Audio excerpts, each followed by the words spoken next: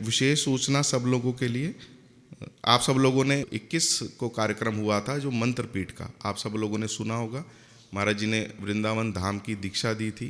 तो कई लोगों के फ़ोन आ रहे हैं कि जो वृंदावन की रज है, जमुना जी की रज है, सखियों की रज है, जो सब लोग वहाँ से लेकर के गए हैं, तो हम लोग उसको कैसे ताबीज़ में बना करके रखें या कैसे रखें, क्या करें। वैसे तो महर्षि ने पूरा समझा ही दिया, लेकिन फिर भी और डिटेल के लिए, जो वृंदावन की रज आप लोग लेके गए हैं, एक तो महर्षि ने कहा था कि उसमें जमुना जी की रज मिला लीजिएगा। तो हम लोगों को लगा कि सब लोग कहाँ जाएंगे, कार्यक्रम से सब लोग घर की तरफ ही जा रहे हैं, तो हमने सुबह सुबह ही जमुना जी की रज मंगवा करके उसमें मिलवा दी।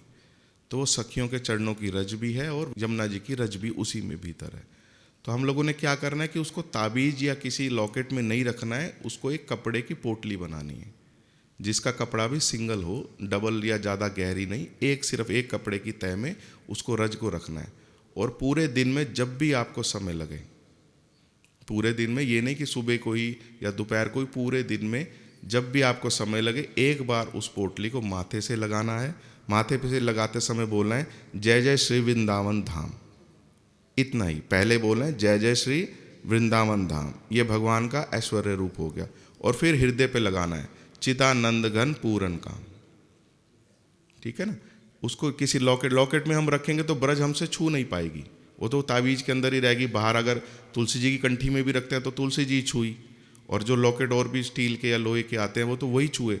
हमको रज से छूना है, तो एक हो सकता है रज का एक आध कण भी हमारे माथे पे, हमारे हृदय पे उस समय लगे।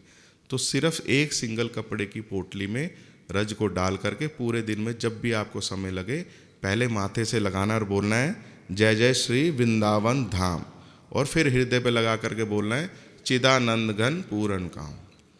देखो महावाणी जी ग्रंथ है, आप लोगों ने सुना है महर्षि के मुख से, निकुंज का ग्रंथ, जो 500 साल पहले हरि व्यास देवाचार्य जी जाने के बाद निकुंज से दोबारा हरिप्रिया सखी प्रकट होकर के वो ग्रंथ दे के गई। तो उसमें 5 चैप्टर हैं। तो सबसे पहला जो चैप्टर है वो है सेवा सुख। उसमें लिखा हुआ है कि हीन श्रद्धा नास्तिक हरि धर्म बहिर्मुख होई, जिनसो यह जस महाजस कहो सुनो जिन कोई, कहो सुनो जनि कोई बिना इक अननी उपासिक, ताहू में ये भाव सखी वृंदावन वासिक। तो ये निकुंज की साधना कौन कर सकता है कि जो वृंदावन में वास करता है। अब वृंदावन में वास 2 तरीके से होता है, तन से भी और मन से भी।